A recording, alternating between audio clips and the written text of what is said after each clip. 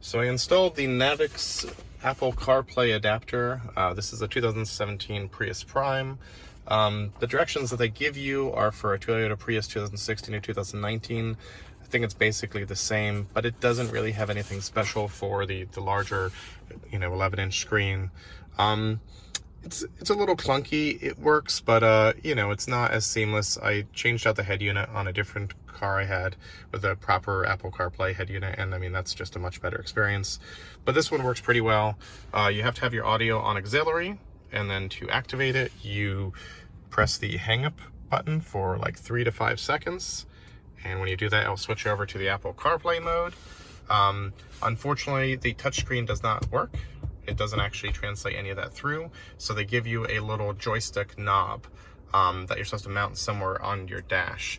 Now I went and I actually routed the cable underneath here, underneath this thing, to a hole that I drilled in this plastic piece here. This plastic piece can come out pretty easily, so it's pretty easy to drill there. And then this whole basin here can pull out through the clips. You can route the cable underneath there, underneath through the stereo unit through the back of the head unit here. And it's a simple rotational joystick that has a click for selecting. So when you are, rotating that, you can scroll through the different menus. You can click on things to activate them. It's pretty intuitive. It doesn't work quite as well as, a touchscreen would, but it's pretty handy.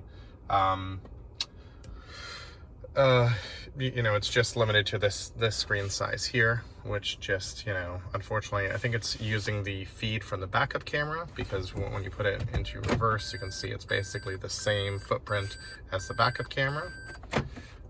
So it's just kind of like taking that same spot there.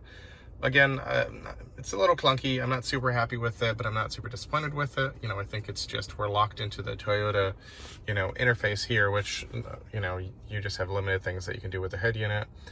I have not been able to get any voice commands working through, the Toyota voice command option. I can use my Apple Watch to, queue up things and play things, but unfortunately, it's limited to just kind of the rotational dial selection here, and then, anything you can do on any other device connecting to your phone. I hope this gives you some informed information if you want to try this upgrade.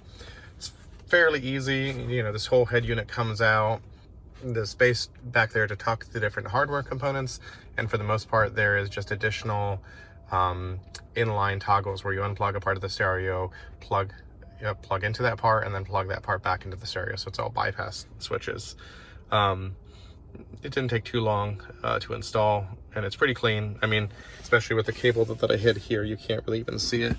It's tucked in all the way underneath here. There's a little space between here that you can see the cable go, but it was able to fit all underneath here and whatnot. If you had this as like a little knob somewhere else, I don't even know where you might put it, mount it somewhere here. I don't think it would be as clean, but I like the knob here because while I'm driving, it's pretty easy for me to, control that without taking too much distraction off of what I'm doing. All right, hope this helps.